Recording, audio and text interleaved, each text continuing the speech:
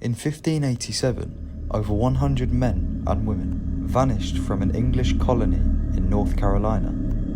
The only clue left behind was a single word carved into a tree nearby. In 1587, a group of English settlers led by John White landed on Roanoke Island, North Carolina.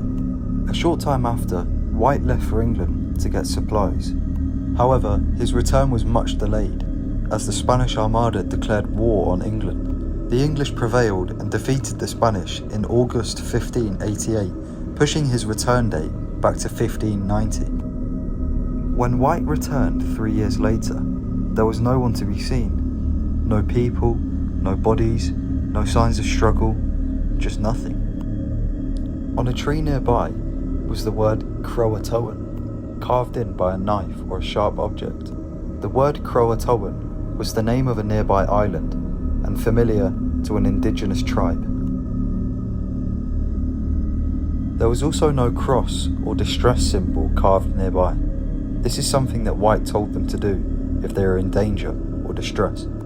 To this day, there are still many theories regarding the disappearance of the colonists.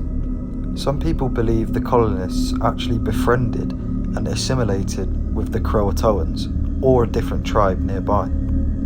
However, other people take a darker stance on the situation and believe that the colonists maybe were wiped out by a disease or a hostile tribe. There is also the argument that they could have built their own ship and attempted to travel back to England after the expected date of the return of John White was delayed by over 3 years. It is not impossible that they could have run out of supplies, food, and water. Modern conspiracy theorists also like to throw in the possibility of paranormal activity and alien abductions being the reason for the disappearance.